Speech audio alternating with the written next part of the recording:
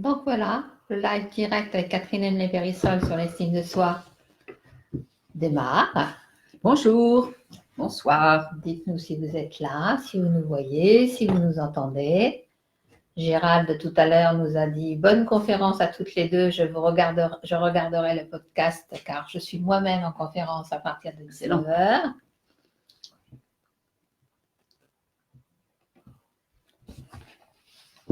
Et donc, nous avons deux personnes qui viennent d'arriver. Ce que je vous propose, c'est, comme vous le savez parfois, ou vous ne le savez pas, ou vous allez le découvrir, nous attendons 2 ou 3 minutes que les personnes qui étaient inscrites aient leur notification de manière à nous rejoindre.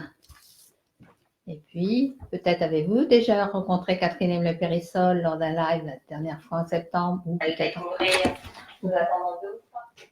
Ou peut-être la... C'est juste un écho. Technicien Joël, que nous remercions d'être là, Oui. est en train de régler ces petites choses techniques du début. Donc Nathalie, bonjour Nathalie.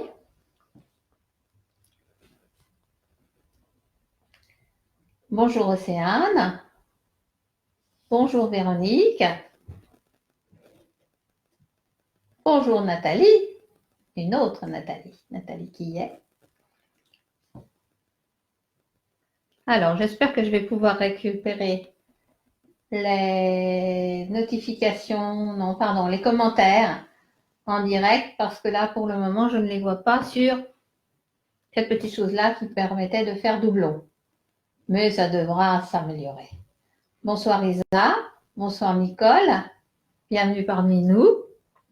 Nous sommes en train d'attendre quelques minutes que les personnes se connectent de manière à pouvoir démarrer cette conférence de Catherine Emle-Périssol sur cette page logique émotionnelle que vous aimez. Et nous travaillerons, enfin Catherine parlera de l'estime de soi. Au fait, qu'est-ce que l'estime de soi? Ah, et d'où provient-elle, notre si faible estime? Elle nous dira aussi comment défendons-nous notre estime et aussi, bien sûr, comment retrouver et construire une juste estime. Je vous espère bien installés dans le meilleur de vos fauteuils en compagnie d'une boisson chaude, comme nous.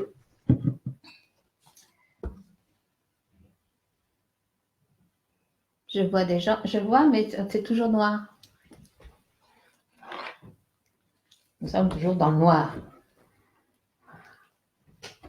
Alors, à qui n'ai-je pas dit bonsoir? Bonsoir Nicole, merci de nous rejoindre. Bonsoir Laurence, merci de nous rejoindre. Nathalie, qui vient de nous rejoindre. Nathalie Bourdelat. Bonjour Nathalie.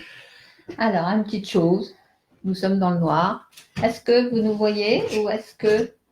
Parce que nous pouvons rester dans le noir, mais est-ce que vous nous voyez? C'est ça le plus important. Merci de nous répondre. De manière à ce que si ça reste écran noir, nous redémarrions dans les quelques secondes qui viennent un nouveau live. Vous êtes 15 participants, nous attendons un peu, mais surtout nous essayons de régler ce fameux écran noir.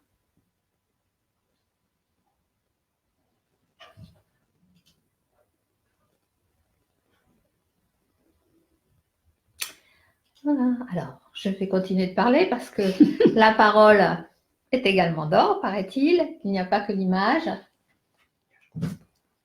Nous ne comprenons pas. Pouvez-vous me dire s'il y a des... Alors, bonsoir Alicia. Oui. Bonsoir Isabelle. Oui, clairement, Véronique nous voit. Nathalie dit qu'on nous voit. Laurence dit qu'on nous voit très bien. On vous voit, on vous entend. Dit Aude. Bonsoir Aude. Louté dit oui, moi je vous vois. Donc tout le monde nous voit. Il n'y a que nous qui ne nous voyons pas. C'est aucune espèce d'importance. Donc, Catherine est à mes côtés, docteur Catherine Emle-Périssol, qui a révélé la logique émotionnelle, la logique de nos émotions.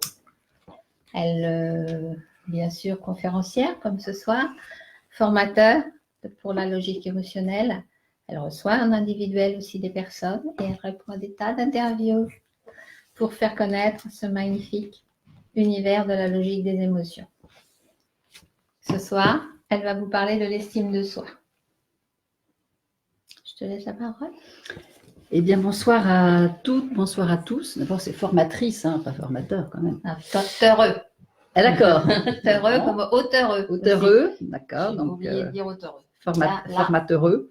Dernier livre, ma Bible des émotions. Merci à vous de venir partager un moment sur, et puis d'échanger évidemment sur ce thème qui alourdit les étagères de nombre de bibliothèques et de FNAC, tellement cette notion d'estime de soi est à la fois une évidence pour chacun, c'est-à-dire la nécessité d'avoir de l'estime de soi, et en même temps une grande énigme. C'est quoi? Comment ça se construit? À partir de quoi? C'est un peu comme la confiance dont on a parlé la dernière fois, c'est-à-dire la psychologie estime qu'il faut avoir une bonne estime de soi, sauf qu'on ne sait pas très bien où la chercher, où la trouver, comment la construire, à quoi elle correspond. Et comme la confiance, on voudrait bien en avoir, mais on ne sait pas trop comment la générer. Et surtout, on sait à quel point une faible estime de soi est à l'origine de douleurs, de peines, de frustrations. Donc, c'est un sujet important, c'est un sujet qui est à la fois un sujet de psychologie, c'est un sujet qui touche l'ensemble de la société, mais c'est surtout un sujet central en termes de besoins, en termes de place, en termes de reconnaissance. Et donc, c'est ça que je vous propose de regarder ensemble. Dans la présentation, j'avais mis un petit mot en disant, estime de soi, estimer. Et donc, c'est quoi finalement l'estime? Et ce qui apparaît dans la structure même du mot, l'estime, c'est une évaluation. Et donc, estimer, c'est évaluer le prix, évaluer la valeur. Donc, d'emblée, l'estime de soi, ça nous met en rapport avec le regard que nous portons sur nous, le regard que nous portons aussi sur les autres, et la valeur que nous accordons, mais à quoi? Est-ce que c'est à nos comportements? Est-ce que c'est à nos ressentis? Est-ce que c'est à nos besoins? Ça ne le dit pas. Ce qui est dit, c'est qu'il y a une histoire de valeur, une histoire d'évaluation du prix, de la valeur de soi et des autres, de ce que c'est que être un être vivant. Et le mot même de valeur est en rapport avec la vigueur et la santé. Vous voyez qu'on est assez loin du phénomène de la psychologie traditionnelle au profit de s'estimer, c'est donner de la valeur et donc de la vigueur et de la santé à ce que nous sommes, au soi, à nous-mêmes. Et finalement, ça nous rapproche beaucoup plus du monde des émotions que du monde de la connaissance psychique de soi. Donc, l'estime de soi serait d'emblée de donner de la valeur à notre corps et à l'expression, à la sensorialité qui anime notre corps. Ce serait donner de la valeur à ce qui nous anime, ce qui nous met en santé. Et donc, c'est pouvoir donner un prix, vraiment du prix, pas du prix en un seul mot, c'est là, du prix à la santé, au corps vivant dans lequel nous vivons. Donc, vous voyez que là, d'emblée, l'estime de soi nous éloigne finalement d'une compréhension qui serait limitée aux échanges avec les autres, le regard qu'on a sur nous, le regard que les autres ont sur nous, le regard que j'ai sur l'autre, etc. Déjà au profit d'une prise en considération de ce qui nous anime au plus profond, c'est-à-dire tout le processus émotionnel qui nous met en rapport avec les autres, en rapport avec la nature, en rapport avec les autres. Et donc, c'est déjà de pouvoir accorder du prix à notre propre nature, à commencer par toute l'expression émotionnelle qui nous aide à être en rapport avec ce qui nous entoure. Donc, nous sommes naturellement en estime de nous-mêmes et ce n'est pas possible qu'on n'ait pas d'estime de soi. C'est un peu comme comme la confiance. Et quand on dit qu'on n'a pas confiance en soi, c'est qu'on ne cherche pas la confiance au bon endroit. Puisque nous ne pouvons pas ne pas nous fier à ce que nous sommes pour exister. Ben, l'estime de soi, c'est la même chose. L'estime de soi, c'est nous ne pouvons pas ne pas avoir d'estime de soi, de nous-mêmes. Nous ne pouvons pas ne pas accorder du prix et de la valeur à qui nous sommes dans la relation avec les autres. Simplement, cette estime, elle va bouger, elle va osciller selon les circonstances, selon les personnes. On va s'accorder beaucoup de valeur quand nous sommes avec des gens pour lesquels nous avons de l'estime. Et puis, au contraire, avec les gens avec lesquels on n'est pas en affinité, bah, curieusement, c'est souvent là où on va baisser notre propre valeur, où on ne va plus être en accord avec notre propre estime de nous-mêmes. Donc, c'est par définition, comme la confiance, c'est un phénomène qui est labile, c'est un phénomène qui est mouvant. On ne peut pas imaginer un seul instant avoir en permanence de la confiance en soi, et on ne peut pas imaginer avoir toujours de l'estime de soi. C'est pas possible. Ça fluctue avec les événements, ça fluctue avec les personnes que nous rencontrons. Donc, ceci posé, l'estime de soi parle inévitablement à la fois d'un rapport avec soi-même, mais aussi du rapport avec les autres. On est des êtres sociaux, par définition, hein, on ne peut pas exister sans les autres. Donc, cette estime, elle va être relative, c'est-à-dire en relation avec la façon dont nous sommes avec les autres, la façon dont nous échangeons avec notre environnement. Et c'est très important qu'il y ait cette conscience que l'estime de soi, elle ne peut pas être complètement égocentrée, mais elle ne peut pas être non plus complètement altruiste. Certes, nous sommes les uns avec les autres, nous vivons les uns avec les autres, nous sommes dans une permanente interrelation. Pour autant, cette estime de soi, elle va bouger, osciller entre une attention, on va dire, plutôt égocentrée et puis une attention plutôt extérocentrée, c'est-à-dire centrée plus sur les autres, et donc on dirait altruiste. L'estime de soi, ça parle évidemment nécessairement de reconnaissance. Et on va voir combien l'estime de soi est reliée à la fois à la reconnaissance, mais aussi à la place que l'on occupe dans le groupe social dans lequel nous existons. Voilà, donc il y a inévitablement des passerelles entre ces différents termes, et ces passerelles parlent profondément de la façon dont nous existons, nous, par rapport aux autres, les autres par rapport à nous. On pourrait dire que l'estime de soi, c'est une sorte de baromètre.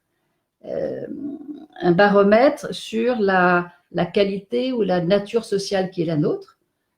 C'est comment je suis en société, comment je me parle. Ça s'appelle un écho. Ça s'appelle un écho, tout à fait. Nous existons, nous. Merci Joël. Je ne sais plus où j'en suis, donc…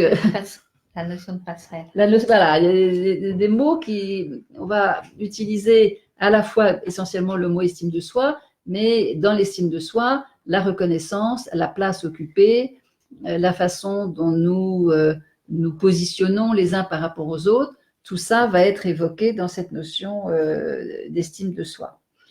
Donc, comment je me donne de la valeur, quelle valeur les autres m'accordent, comment je reçois les compliments ou les reproches des uns et des autres, comment je me situe par rapport à ce qu'on me donne, est-ce que je suis plutôt autonome au point de rien demander, est-ce que je suis plutôt extravertie, voilà, tous ces termes-là racontent finalement cette histoire, cette façon d'être en relation et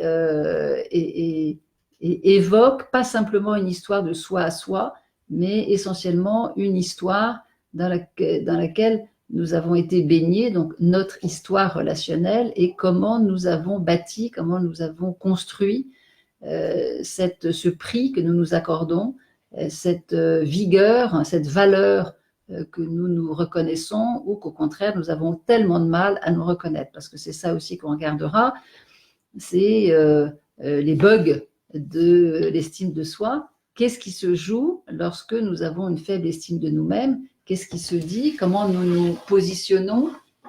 Comment le rapport que nous avons à nous-mêmes a des effets sur les autres et comment, du coup, ça nous revient à nous en boomerang. Voilà, j'ai fait quelques mots de présentation, donc tu vas pouvoir… Oui, je t'en remercie. Je vais inviter nos… Nous voyons. Oui, nous voyons, ça y est. Sur le côté, ça va faire comme ça, parce que la caméra est là, et là, nous avons un repère sur le côté. Nous vous invitons à poser vos questions en direct, auxquelles Catherine répondra. Allez-y. Et je voudrais juste par rapport à cette présentation, qui était sur le qu'est-ce que c'est et comprendre le bug, où est le bug, à ce que Catherine approfondisse peut-être cette notion d'estime par rapport à la confiance.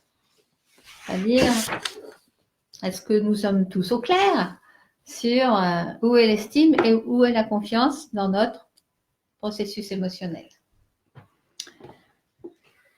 Toujours se souvenir, parce que c'est vraiment un point d'appui précieux, toujours se souvenir que pour être un être de relation, ça passe par être vivant. Ça passe par comment dirais-je, éprouver déjà sa propre nature corporelle.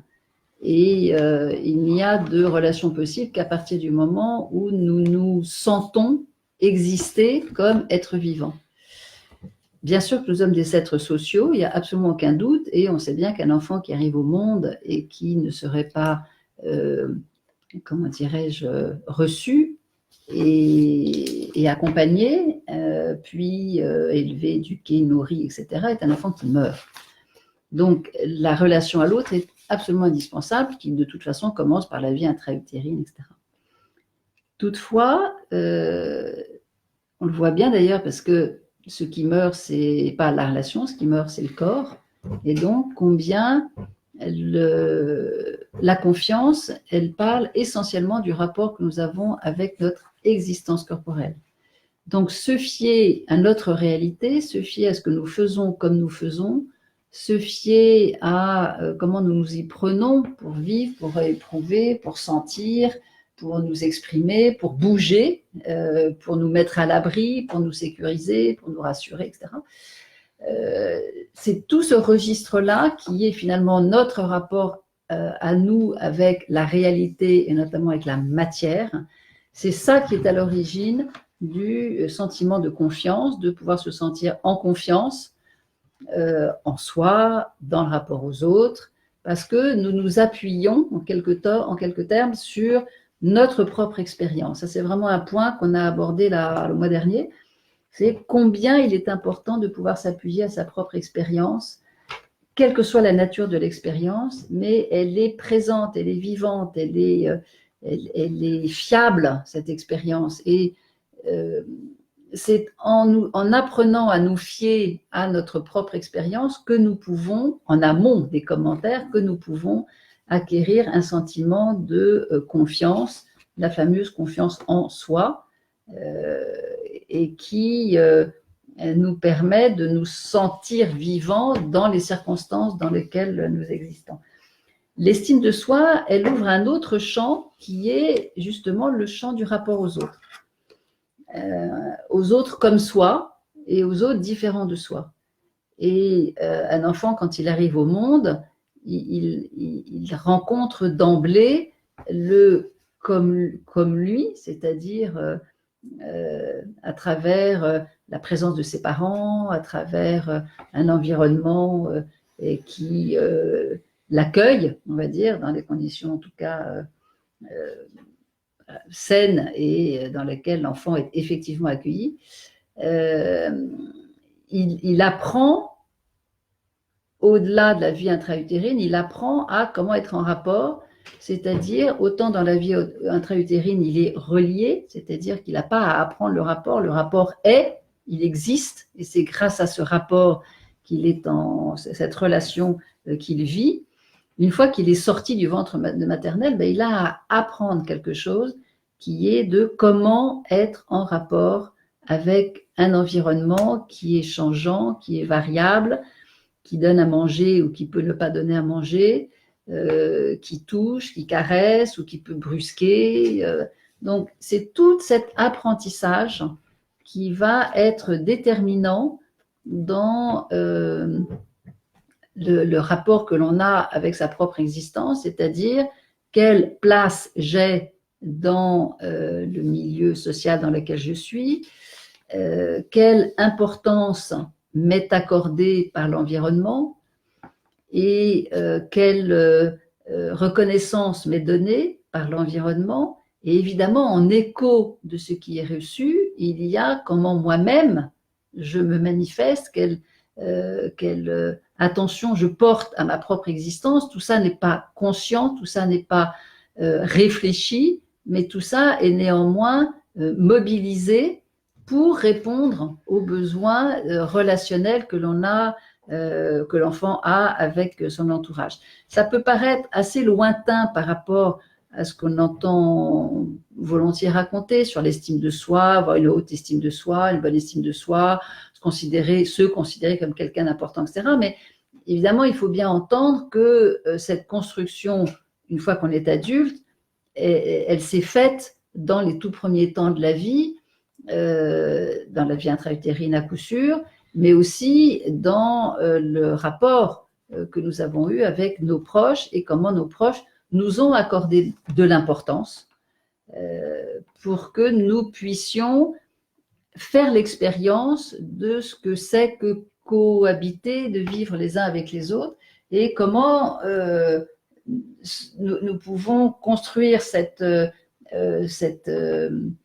vigueur, on va dire, cette santé intérieure dans la relation avec l'autre à partir de des premières expériences. Et j'insiste sur le mot parce que c'est vraiment important, le mot, c'est qu'à le dire, important, c'est comment nous sommes importants pour les autres. C'est quelle importance les autres nous ont accordée. S'ils nous ont accordé beaucoup, beaucoup, beaucoup d'importance, on peut imaginer qu'on aura une estime de soi à fond les ballons, à bloc, etc. C'est pas si simple que ça. Parce que certes, on aura reçu beaucoup d'importance, mais est-ce que ça veut dire pour autant que l'on va soi-même s'accorder de l'importance? C'est pas si sûr, c'est même rarement le cas, puisqu'on voit combien des enfants qui ont été à la fois baignés d'amour, de soutien, d'aide, de reconnaissance, de valorisation, c'est formidable ce que tu fais, ton dessin est merveilleux, etc., ne sont pas du tout des enfants qui auront confiance en eux et qui auront une estime pour eux, puisque tout ça leur venant de l'extérieur, ça ne leur a pas permis forcément de construire de l'intérieur cette reconnaissance et ce sentiment d'importance. Donc, ça c'est vrai quand il y a un excès de valorisation de l'extérieur, et évidemment quand il y a un défaut de valorisation de l'intérieur, eh bien ça peut donner soit une sensation chronique, on va dire, de fragilité en termes de l'estime de soi, mais ça peut aussi, curieusement, enfin pas curieusement, mais en réactivité, renforcer et donc booster la personne qui, j'ai pas reçu, mais moi je vais me donner, je vais m'en donner un maximum. Donc, c'est important de savoir ce qui s'est passé dans les premiers temps, non pas parce que ça va déterminer notre projet de vie, mais parce que ça va éclairer comment nous sommes en rapport et comment nous arrivons à créer un équilibre entre ce que nous recevons et ce que nous donnons. Et ça, c'est fondamental. Fondamental. Alors, bravo, belle écoute résonante, merveilleux. Il n'y a pas de questions particulières jusqu'alors. Jusqu'à présent. Il y a Nathalie qui surligne quelque chose que tu nous as exprimé. Nous ne pouvons pas ne pas nous fier. C'est ça, j'adore. Moi aussi. Et elle adore. Donc, nous ne pouvons pas nous fier. C'est-à-dire que c'est la chose la plus importante, c'est sur quoi nous portons attention. Si je rentre dans une pièce et que toute mon attention est focalisée sur comment les autres me regardent, inévitablement, ça n'aura pas les mêmes conséquences, les mêmes effets que je rentre dans une pièce et je regarde dans l'environnement quelles sont les personnes que je connais, s'il y a de quoi manger, si j'ai soif, où se situe la boisson, etc. S'il y a de la musique, si voilà la chaleur ambiante et évidemment très traditionnellement les personnes avec lesquelles je peux me sentir en affinité. Il y a un côté très instinctif dans ces mécanismes. Ce ne sera pas la même conséquence selon que je pars de moi et donc à quoi je me fie en moi qui fait faire les autres, ou bien au contraire commencer à élaborer tout un, comment dirais-je, un discours intérieur et porter mon attention sur ce que je pense être le regard des autres à mon égard. Ils me regardent pas, ils me sourient pas, et donc à tous les pas qui peuvent s'enchaîner, ou alors ils me regardent de travers, ils trouvent que je suis mal habillée. Voilà, donc il y a déjà dans cette notion d'estime de soi et cette notion de prix, de valeur accordée à sa propre existence, il y a déjà un point fondamental qui est à quoi je me fie. Est-ce que je me fie à ce que je perçois ou est-ce que je me fie à ce que je me représente que les autres sont censés voir chez moi? Donc c'est déjà un point très important. Puis il y a un autre élément qui est à travers justement cette construction, comment, quelle habitude j'ai créée, qui fait que du coup j'ai des tas de connexions au niveau du cerveau, quelle habitude j'ai créée et qui va du côté du rapport que j'ai avec les autres, comment je m'y prends pour créer cette relation. Est-ce que je m'approche d'eux? Est-ce que j'attends qu'ils viennent me voir? Est-ce que je vais d'emblée donner quelque chose pour, entre guillemets, me créer une place? Est-ce que je vais au contraire rester dans mon petit trou de souris? Enfin, c'est comment je suis en relation, comment je fabrique finalement cette estime de moi dans la relation avec les autres. Et c'est vraiment une histoire il y a une construction, c'est-à-dire c'est pas l'estime de soi, c'est pas quelque chose qu'on a définitivement, c'est quelque chose qu'on a à construire chaque jour, comme la confiance. Il n'y a pas de confiance qui serait installée une fois pour toutes. Et au contraire, il y a à apprécier comment nous nous y prenons pour construire, consolider, exprimer. Et c'est beaucoup dans évidemment, donner-recevoir. C'est qu'est-ce que je donne, qu'est-ce que je reçois, comment je reçois ce qu'on me donne, est-ce que je le reçois, est-ce que je ne le crois pas, qu'est-ce que je donne pas, parce que si jamais c'est mal reçu, je vais éviter de donner. Enfin, on est d'emblée dans ce rapport et le rapport passe énormément par un système d'échange. Donc, donner-recevoir, dis-tu. Oui. C'est-à-dire estimer ce qui se passe dans ce don, c'est-à-dire que si quelqu'un me donne telle chose, je vais lui donner quelque chose du même style. Est-ce que c'est absolument, bien ça que tu veux dire? Tout à fait, parce qu'il y a dans cette façon d'être en relation, c'est quelque chose qui est échangé, et dans ce qui est échangé, c'est à la fois c'est comment je suis présent et est-ce que je suis présente véritablement, est-ce que je cherche à m'effacer, comment je suis présente, comment je suis absente aussi, c'est-à-dire je peux m'absenter, je peux être là. Et donc c'est cet échange qui va avoir lieu à partir d'une présence ou d'une absence, mais c'est aussi les gestes, c'est comment je me comporte, est-ce que je regarde, est-ce que je m'approche, est-ce que je vais toucher, est-ce que je vais au contraire rester les bras croisés, et donc c'est quels sont mes gestes qui font que je vais avoir une meilleure compréhension de comment je suis en relation. Les mots aussi que j'utilise, c'est comment je parle et comment j'écoute, comment je m'exprime et comment j'écoute. Évidemment, ça peut aussi être des échanges d'objets. C'est qu'est-ce que j'amène, qu'est-ce que je donne, est-ce que j'accepte ce qu'on me donne. Voilà. Donc, le donner-recevoir est vraiment un élément fondamental et nous sommes naturellement tous concernés par ce mouvement qui fait suite finalement au mouvement corporel qui fait que nous nous adaptons dans un monde qui bouge. Là, il y a aussi un mouvement, mais ce mouvement, il est relationnel.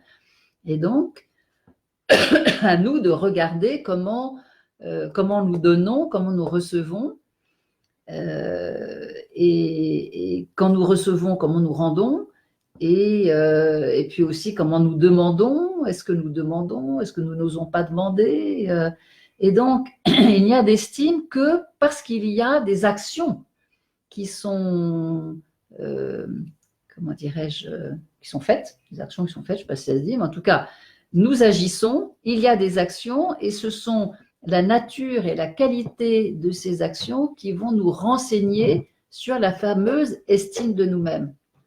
Exactement comme pour la confiance, on ne peut pas ne pas se fier, mais sur quoi posons-nous notre attention?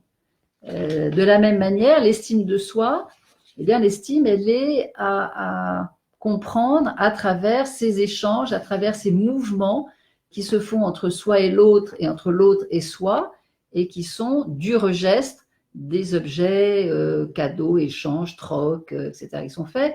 La nature des mots qui sont utilisés, est-ce que on a une parole qui est fondée sur notre expérience ou au contraire qui est fondée sur nos rêves, nos attentes, nos projections, etc. Sur les gestes que nous avons, c'est comment nous parlons. Est-ce que nous sommes plutôt en retrait? Est-ce que nous sommes plutôt en avant? Est-ce que nous regardons les gens? Voilà, c'est tous ces gestes du corps qui font dire que nous passons notre temps à envoyer des messages, des micro-messages, comme on dit, des micro-signaux, mais qui disent aux autres quelque chose de notre présence ou de notre absence, ou évidemment des habitudes défensives que nous avons. Je me fais discret, c'est comme si j'étais pas là, ou au contraire, moi j'existe, je coupe la parole parce que mon histoire est quand même nettement plus intéressante que la vôtre, ou au contraire d'évitement, de sourire ou d'humour, etc., qui permettent d'être là, mais avec la possibilité de s'échapper à chaque instant. Donc, l'estime de soi doit être compris à partir de ces échanges et à partir de ces actions que nous avons les uns avec les autres. Sinon, nous ne pouvons pas comprendre la nature même de l'estime de soi si nous ne prenons pas en considération les actions, les stratégies, les habitudes comportementales et mentales que nous mettons en œuvre dans la relation avec les autres. C'est ça qui nous indique et qui va nous permettre de préciser la nature de cette estime de soi. Si nous avons effectivement, et nous avons tous besoin de reconnaissance, d'identité, bien sûr, je n'ai pas encore prononcé le mot, mais tout ça, ce sont des histoires d'identité.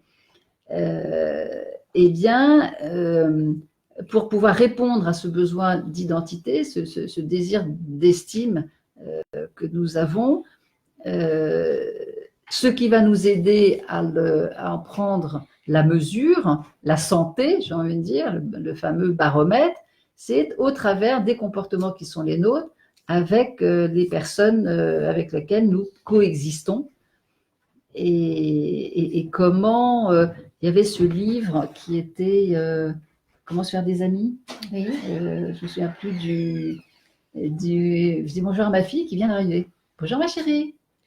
Comment se faire des amis en 10 minutes ou un truc comme ça. Quelque chose comme ça, je n'ai plus de tête. Il y a un livre qui a marqué. Ah, Dale Carnegie. Ouais. Et qui dit avec une extraordinaire simplicité, c'est pour être intéressant, intéressez-vous aux autres. Bah, évidemment, ça dit quelque chose de comment je me comporte, comment j'échange, et que pour pouvoir devenir important pour l'autre, peut-être que le meilleur moyen, c'est que l'autre devienne important pour nous. Et donc là, on est bien dans cet échange et dans ce donner, recevoir, restituer ou rendre quand on a reçu, et évidemment la qualité de la demande. Est-ce que je demande, est-ce que je ne demande pas, voilà. Donc c'est vraiment ces actes qui vont nous donner une meilleure compréhension du phénomène, j'ai envie de dire, de l'estime de soi. Est-ce que alors, Ah, une question, mais quand même, je voudrais approfondir ce point. La logique émotionnelle, est-ce que nous sommes dans le domaine psychologique pur? Est-ce que c'est une technique psychologique comme une autre? Ou ce que j'en ai compris, moi, pour avoir été formée par toi pendant des années, je fais un peu mon trublion, c'est en quoi nous pourrions distinguer, ou de quoi parle plus profondément la logique émotionnelle? Alors, il y a deux choses qui peuvent répondre à ta question. Il y a la première, c'est que le corps est complètement engagé dans ce partage et dans cet échange. Et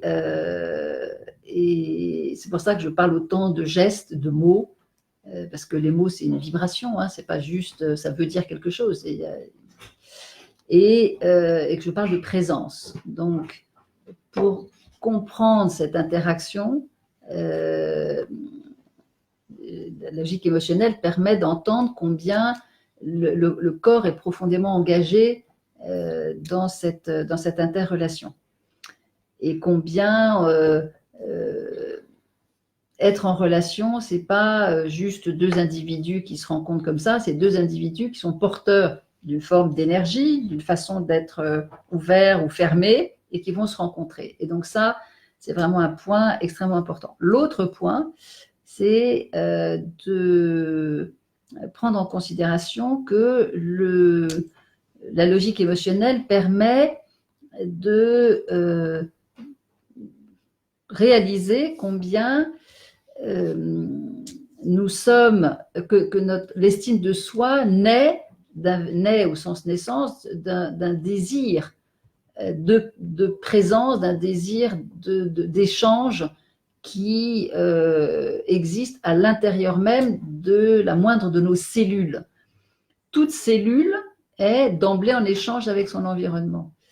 Et nous ne faisons pas, nous sommes un paquet de cellules, de milliards de cellules, mais ça ne change rien au fait que nous sommes naturellement en échange avec notre environnement.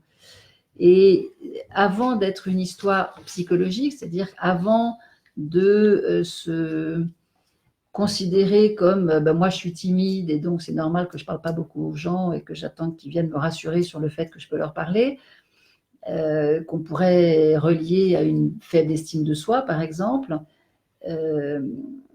La logique émotionnelle permet de le comprendre dans un tout autre registre, c'est-à-dire presque pratiquement à l'envers, qui nous donne à entendre que le désir de reconnaissance, le désir identitaire que j'ai et que je porte, que j'incarne, c'est ça qui me fait avoir certains comportements qu'on peut qualifier de timides, et que donc mon comportement n'est pas comment dirais-je, n'est pas déclenché par le comportement de l'autre, il est déclenché par le désir que j'ai moi de répondre à mes besoins initiaux, mes besoins identitaires dans la situation. En fait, ce que nous regardons, c'est que en logique émotionnelle, l'identité, l'estime de soi se fonde sur deux polarités différentes. Une polarité qu'on pourrait qualifier de plus statique, en tout cas de plus grégaire, c'est tout ce qui concerne la préservation du lien et donc l'appartenance.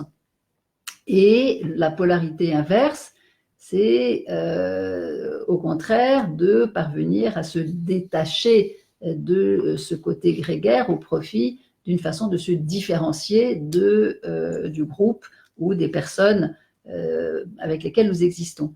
Et donc, l'estime de soi, c'est quelque chose qui se crée dans cet échange de polarité, on peut dire, entre appartenance et différence, entre la dimension grégaire plus conservatrice et la dimension plus autonome de la différence, et que ces deux polarités créent une sorte de danse ou d'alliance. Idéalement, le curseur devrait être au centre, qui fait que dans une situation, ou même idéalement dans toute situation, nous devrions être capables de répondre à un désir de conservation et d'appartenance comme à un désir de différence, c'est-à-dire je suis différent à l'intérieur du groupe dans lequel je suis et avec ma différence, je suis capable de me relier aux autres. Donc c'est cette alliance-là qui va qualifier, on va dire, et préciser la nature de l'estime que l'on peut avoir de soi-même. à partir du moment où nous entendons que nous sommes charnellement inspirés vers l'identité, exactement comme dans le corps. Je suis médecin et donc moi je me réfère beaucoup au système biologique. Il y a une cellule initiale, puis après il y a un travail de différenciation, et donc les cellules du foie vont se regrouper entre elles, et puis à côté il y aura les cellules de l'estomac, c'est pas les mêmes. Si jamais ça se mélange, c'est une catastrophe. On pourra pas vivre. Et donc ce système d'alliance, conservation statique, regroupement grégaire, et le système d'appartenance, de différence, cohabitent, et c'est à nous de réaliser comment ça cohabite. C'est le point essentiel, c'est comment je me suis construit, comment je suis construit, comment je me construis, et comment je bouge dans ces deux polarités. Et donc, l'estime de moi-même sera le fruit, sera la conséquence de cette alliance avec les autres.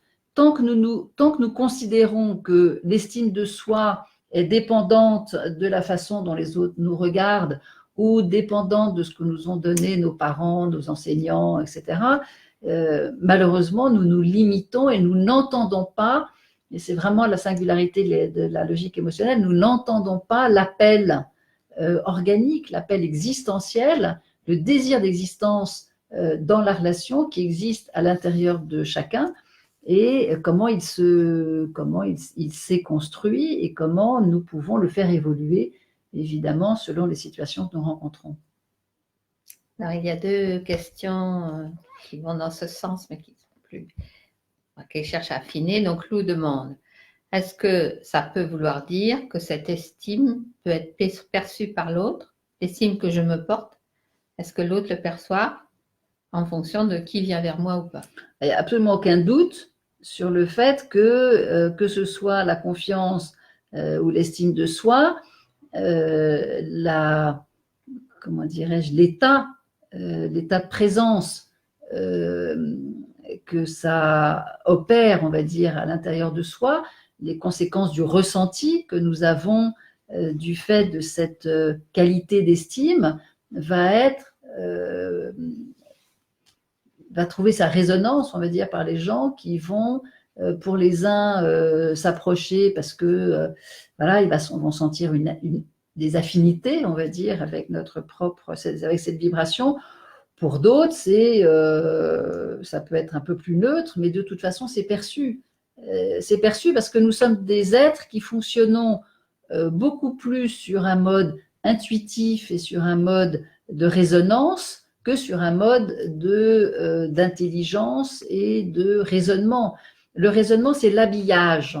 Mais avant de s'habiller, nous sommes d'abord un corps nu. Et donc, cette nudité qu'on peut qualifier de vibratoire, à travers des gestes, à travers des regards, à travers une façon de parler, etc., elle est perçue de façon le plus souvent très fine, sans même que nous ayons conscience de ce que nous percevons.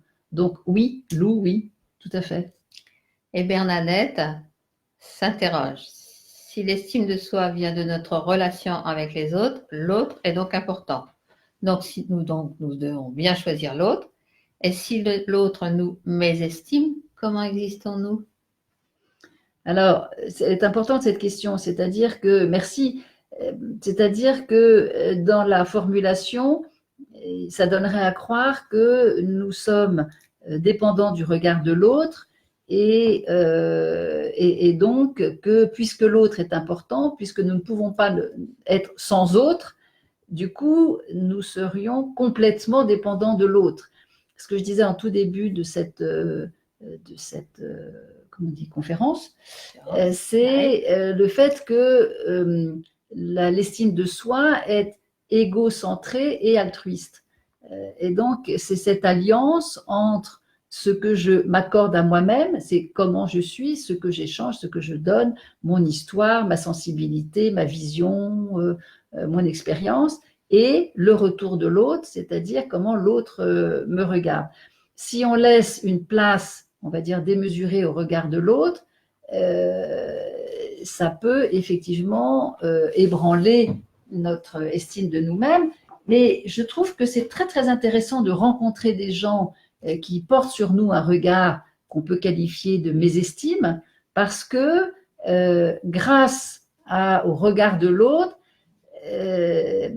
c'est un peu délicat, mais du coup, nous avons le choix entre je me laisse déstabiliser par l'autre et puis plutôt que d'être déstabilisé sur un temps, je vais laisser cette instabilité s'installer et donc tout faire pour que l'autre me voie d'une façon positive.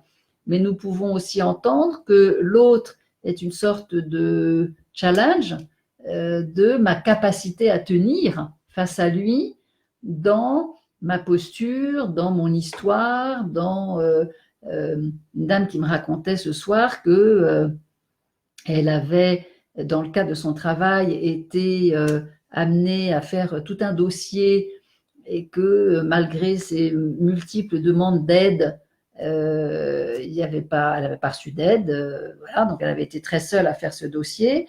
Et puis, le jour où ce dossier a été présenté, ce qu'elle a reçu, c'était des phrases comme mais pourquoi tu as écrit ça? Mais c'était pas ça, mais tu aurais dû demander à un tel, il avait d'autres choses à te donner, etc.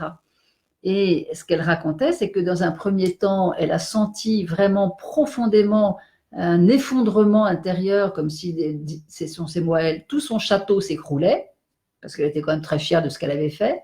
Et elle a laissé passer l'épreuve sensorielle que généraient de telles accusations ou de tels reproches. Et puis, une fois qu'elle s'est laissée traverser par cette sensation d'ébranlement, elle a vu qu'intérieurement, elle se redressait.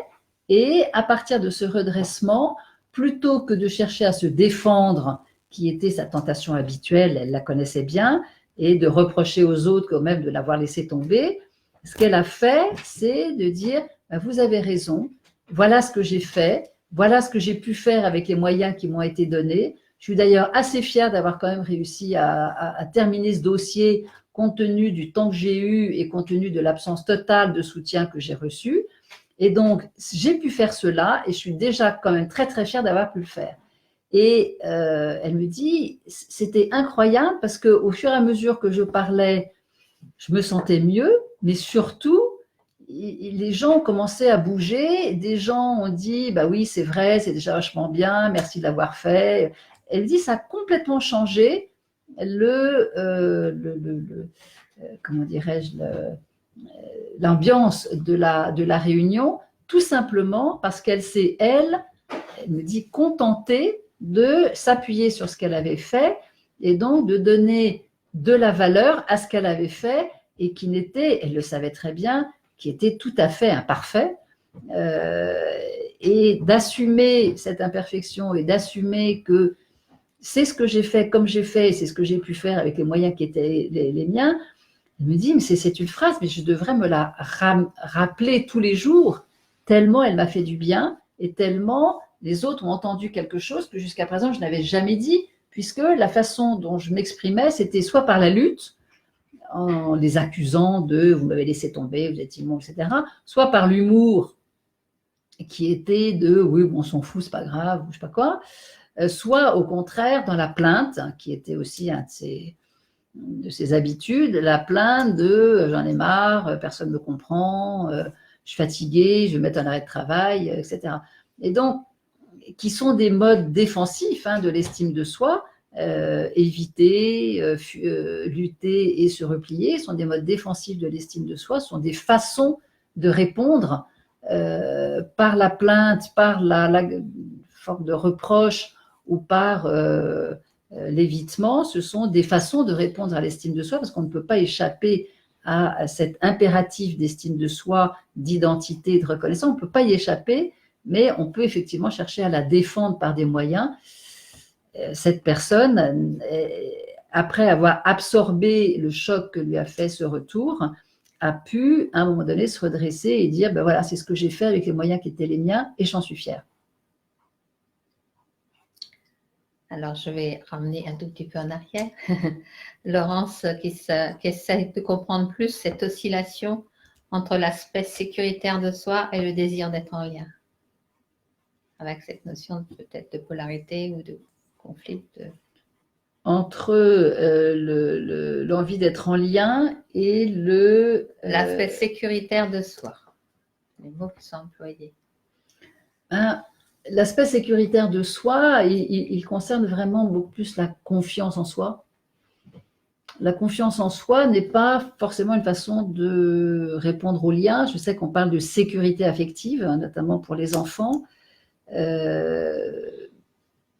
C'est un mot qui, du coup, vient un peu nous troubler, puisque où se situe la sécurité? C'est-à-dire, est-ce que c'est dans celle que le parent, en tenant l'enfant dans les bras, en lui chantant une chanson, etc., rassure l'enfant, mais à ce moment-là, c'est l'enfant qui se sent en sécurité en recevant ces informations, et que en recevant ces informations, l'enfant se sent bien, il peut se détendre, etc., etc., et favoriser à partir de là une aisance, pas forcément du lien, mais qui fait qu'il peut se détendre et qu'il peut se sentir en confiance. Le lien, c'est vraiment d'une autre nature. Le lien, il y a quelque chose, j'insiste là-dessus, c'est vraiment important. Le lien dit quelque chose de l'échange. Il ne dit pas quelque chose de la sécurité affective. Dans le lien, il y a vraiment un échange.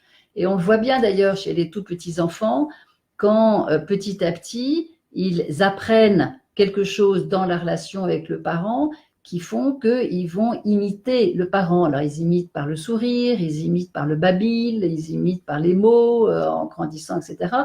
Et donc, on est bien dans un système d'échange. Je donne, je reçois, je rends, je demande, etc. On est dans ce système d'échange. Et c'est dans cet esprit-là que se construit le lien à travers l'échange. La sécurité affective ne parle pas de lien, elle parle d'un état de confiance, d'un état de bien-être, de se sentir à la fois libre de ses mouvements et à la fois en sûreté dans l'environnement, que ce soit l'environnement affectif ou l'environnement matériel. Le lien, en revanche, parle vraiment de cette qualité d'échange, de ce qu'on évoquait depuis le début, de je donne, je reçois, notamment. Et là, effectivement, on est au cœur de l'identité, on est au cœur du lien. Alors, le temps passe. Donc, est-ce que nous approfondissons quelque chose que tu as évoqué, comment nous défendons notre estime par certains modes, évitement, lutte, repli. Est-ce que nous approfondissons cette partie-là ou ça pourra faire l'occasion d'un autre live spécifique? Peut-être qu'un jour, on pourra vraiment faire une conférence sur les mécanismes défensifs. C'est ça. Et leurs liens et leur enchaînement. Avec les polarités. Avec les polarités, très, très volontiers. Il me semble que là, nous sommes plus sur ce mécanisme, on va dire, d'estime de soi, l'importance de la qualité du lien, l'importance de l'échange, de la qualité de l'échange, de ce qui se joue finalement dans la relation. C'est-à-dire la relation, c'est ce qui relie. Et donc, c'est comment nous sommes reliés et comment nous nous relions. Et notamment au travers de cette notion d'avoir de l'importance pour soi-même et pour les autres. Je dis pour soi-même parce que j'entends souvent dans les entretiens cette notion de il faudrait peut-être que je me mette en priorité.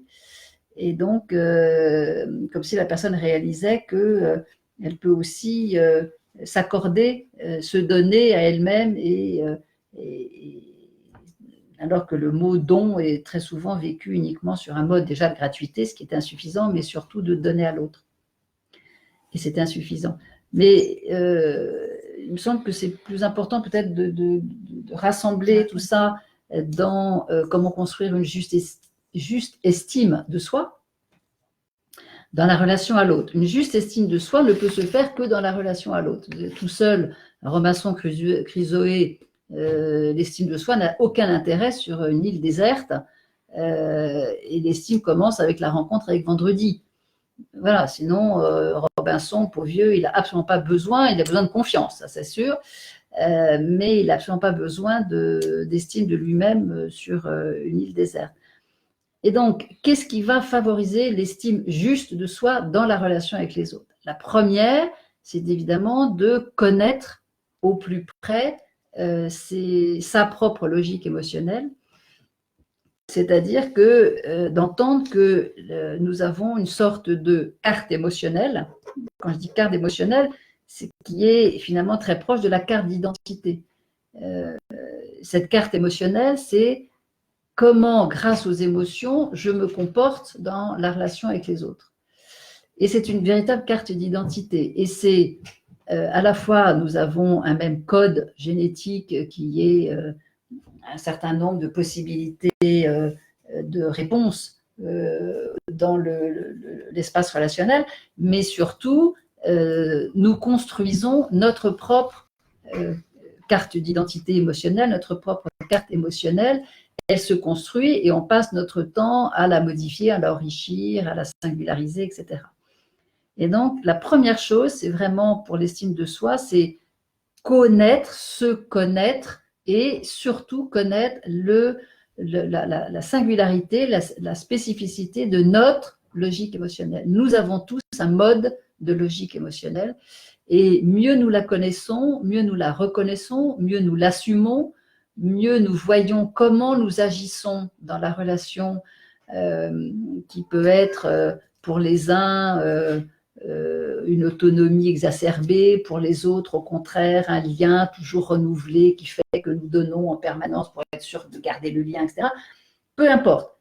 Une chose est sûre, c'est l'importance de la connaissance de son propre modèle, sa propre carte émotionnelle et au-delà de tout jugement ou en amont de tout jugement, non seulement à la connaître, non seulement à la reconnaître, mais avoir de la bienveillance et de la reconnaissance parce que ce mode émotionnel, c'est quand même ce qui nous sauve la peau et ce qui nous permet d'être en lien avec notre environnement. Donc, la moindre des choses, c'est d'avoir vis-à-vis de notre propre logique émotionnelle un regard de bienveillance.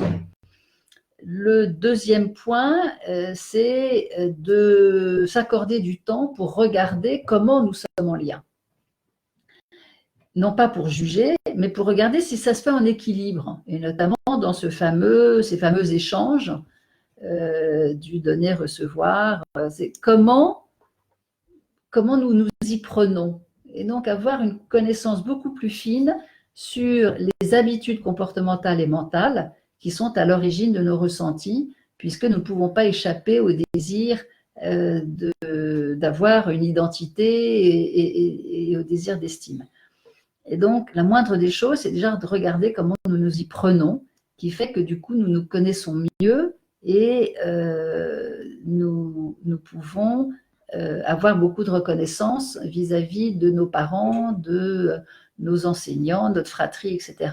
Parce que c'est avec eux que nous avons pu nous construire. Donc, même s'ils se sont conduits de façon, mon père n'était jamais là, ma mère avait toujours autre chose à faire, etc. Bref, ils sont comportés comme ils sont comportés. Mais nous pouvons avoir vraiment beaucoup de reconnaissance parce que avec eux, nous avons beaucoup appris et donc nous pouvons estimer, donner de la valeur à la façon dont nous nous en sommes sortis finalement et la façon dont nous nous sommes construits. Une autre façon d'avoir de l'estime pour soi, c'est d'oser verbaliser, mettre des mots sur nos comportements, sur nos sensations, sur nos ressentis, regarder ce que nous faisons et comment nous le faisons, ce que nous aimons, etc.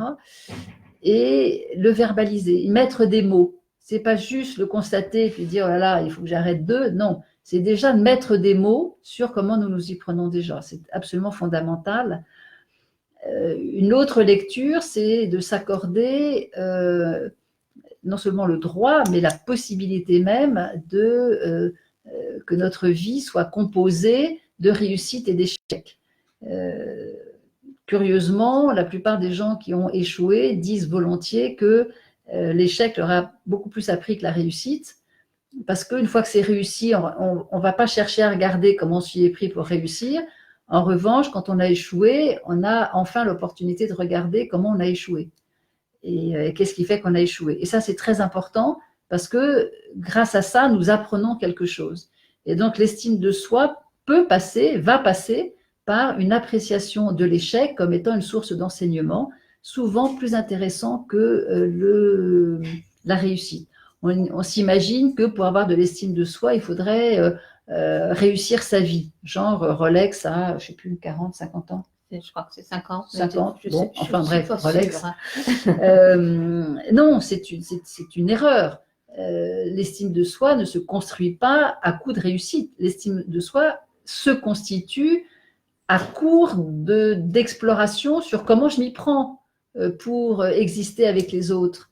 Et donc, l'échec est une source d'apprentissage beaucoup plus intéressante que la réussite. Parce qu'une fois qu'on a réussi, franchement, on cherche la réussite suivante. Il y a un effet drogue dans la réussite. Donc, apprécier ces échecs, les prendre en considération, apprécier ses capacités autant que ses limites, c'est-à-dire que c'est pas l'estime, c'est genre gonflette, j'ai des capacités, je suis le plus fort, la plus forte. Non, c'est l'estime de soi se compose aussi de nos propres limites et nous permet d'évaluer justement la santé, c'est-à-dire l'équilibre qui nous habite. Et donc, comme l'échec, la limite doit impérativement faire partie du processus d'estime de soi. Et moi, j'aime bien inviter les personnes qui ont eu des blessures comme ça d'estime d'elles-mêmes parce que une forme d'éducation, mais aussi une façon de se construire au travers d'une mésestime de soi, parce que la mésestime de soi est aussi un modèle d'estime de soi en mode faible, mais on ne peut pas échapper à l'estime de soi, mais il y a des estimes qui se font sur un mode faible qui peut paraître insuffisant. Eh bien, une des façons de rétablir une forme d'équilibre de l'estime de soi, c'est de prendre un petit carnet et d'écrire, pas forcément de décrire, mais au moins d'écrire chaque jour.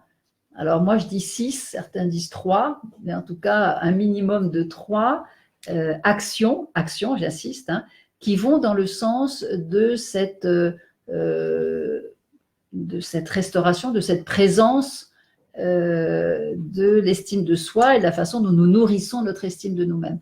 Donc, un minimum de 3, 6 c'est encore mieux, sur un petit carnet qui pourrait être son carnet d'estime, son carnet d'identité, son carnet de connaissance de soi, peu importe le mot, ou carnet de l'importance d'être cet être que nous sommes. Et donc, de trouver chaque soir, chaque jour, un minimum de 3 situations, de 3 comportements, de 3 actions qui sont évidemment dans le sens du lien et évidemment dans le sens de la relation.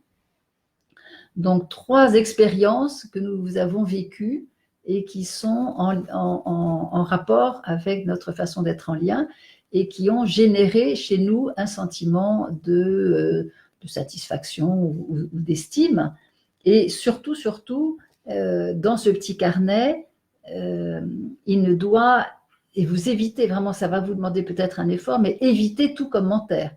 Oui, mais j'aurais pu, oui, mais l'autre. Non, dans ce carnet d'estime, l'autre n'est pas là, et il n'y a aucun commentaire, il n'y a aucun je devrais, j'aurais pu, il aurait fallu que. Non, c'est voilà ce qui s'est passé, voilà ce que j'ai fait, et le résultat, c'est un sentiment de satisfaction, de fierté, peu importe. Et c'est tout. Et donc, c'est voilà, 3 ou 6 petites perles comme ça que vous vous accordez à vous-même. Et le carnet ne doit, souvenez-vous, rien avoir avec le retour des autres, mais tout à voir avec comment vous vous y êtes pris, vous, dans ce rapport à l'autre. C'était Mère Teresa qui disait ce que tu fais n'est peut-être pas important, mais c'est important que tu le fasses. Donc voilà, notez ce que vous faites. Alors, une dernière question, peut-être Lisa qui va peut-être lui apporter à elle quelque chose de concret par rapport à ce que tu viens d'exprimer. C'est ces fameuses personnes qui sont tout le temps en train d'avoir cette notion d'avoir raison, d'être important d'avoir raison, et qu'elles trouvent, Isa, que au contraire, on dirait qu'il y a comme une mésestime d'eux-mêmes dans cet excès. Il n'y a aucun doute. Quand on en fait trop, c'est qu'il y a un manque quelque part. Donc, en même temps, le trop, on va dire le trop plein, est une façon de se rassurer sur le fait qu'on s'entend plus exister, avoir plus d'importance, avoir plus de place, avoir plus de sentiment de puissance, en rajoutant. Et donc, il y a incontestablement quelque chose qui rassure, mais qui en même temps nous entretient la peur d'être démasqué ou ce fameux sentiment d'imposture qu'on peut avoir, c'est-à-dire on en fait tellement que du coup ça entretient un sentiment d'imposture. Donc oui, c'est juste, c'est des personnes qui sont beaucoup dans le non mais moi je, qui vous coupe la parole, le fameux moi je, qui fait qu'il y a une redondance sur le moi, témoigne d'une construction de l'estime de soi un peu fragile, mais fragile, un peu planqué derrière une apparence. Oui, quelquefois, on aimerait bien pouvoir dire à ces gens, mais tu n'es pas tant, etc. Sauf que ça passe par là. Donc après, ça va passer par un autre, presque une autre conférence pour regarder qu'est-ce qui se passe finalement au plus profond et surtout comment être en rapport avec ce type d'individus qui sont hommes ou femmes et qui sont dans cet excès d'estime qui est, c'est comme l'habillement dont on parlait tout à l'heure. C'est un habillement avec un excès d'estime. Voilà, donc il y a beaucoup de médailles. Bon, c'est important aussi les médailles. Donc Catherine vient de vous inviter dans cette dernière partie en vous donnant des clés, des étapes à construire quelque chose autour de la justesse, de la juste estime en lien de soi en relation avec les autres. Donc, allez-y. Et puis, il y a d'autres manières d'approfondir encore, qui est passer par l'expérience, l'expérientiel. Et nous avons construit des modules à cet effet que vous pouvez trouver sur le site de la logique émotionnelle et que vous pouvez trouver également sur la page sur laquelle vous êtes. Et puis, poser des questions également. La prochaine date, allez, je fais de la promo. Oui, bien sûr. Le prochain week-end, 3 jours vont être consacrés, pas ce week-end, mais le week-end d'après, à l'émotion quand c'est plus fort que moi, c'est-à-dire les fondamentaux. Comment est-ce que vous pouvez aller goûter qu'est-ce que cette émotion qui vous déborde parfois? Les fondamentaux, ils répondent au premier pas de se connaître sa propre logique émotionnelle. C'est cela. Après, vous avez toute une palette d'autres conférences de Catherine sur le site, de textes, d'écrits. Vous pouvez vous inscrire à l'infolettre où tous les mois, vous aurez soit Catherine, soit d'autres praticiens formés par elle qui donnent leur expérience sur un sujet. Et puis après, on diffuse d'autres informations. Qu'est-ce que nous pouvons rajouter d'autre? À bientôt. À bientôt. Le mois prochain, à peu près au milieu, Catherine redonnera une nouvelle conférence et vous serez bien sûr avertis avant. Vous aurez un texte de présentation. Nous vous invitons à booster auprès de vos amis cette manière de voir différente de la psychologie qui est vraiment en lien avec le corps. Vous l'avez sans doute compris. Et je vais laisser en lien avec le corps, en lien avec l'expérience, en lien avec une façon vraiment de relier corps et esprit. Nous ne sommes pas un corps et un esprit à côté, nous sommes un corps-esprit. Et la logique émotionnelle vraiment permet de faire cette expérience très puissante de la façon dont nous sommes naturellement inspiré, naturellement intuitif, naturellement en recherche d'équilibre, et comment cette recherche naturelle d'équilibre opère en nous. Et c'est un très très beau voyage que de pouvoir l'observer, la verbaliser et donc s'appuyer vraiment sur cette réalité intérieure. À très bientôt. À bientôt. Et si vous voulez réécouter, il y aura le replay qui sera installé sur la page. À bientôt. Au revoir. Bonne soirée.